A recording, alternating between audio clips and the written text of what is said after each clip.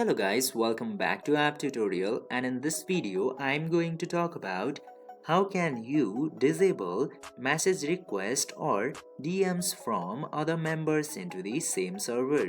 So without any further ado, let's dive right into this exciting video.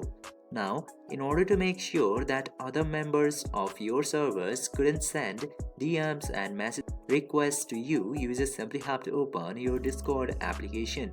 And after that, just simply select your server and right click into your server's profile.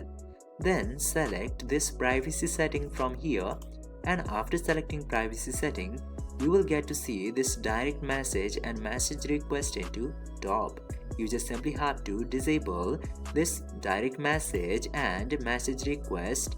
If you have enabled direct messages but you just don't want the message request, you just simply disable message request only.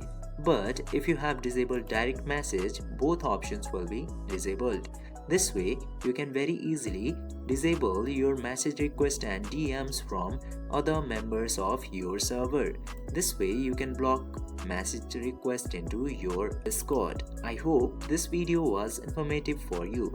If yes, don't forget to like, share and subscribe to the channel to never miss another update. Thank you for watching the video.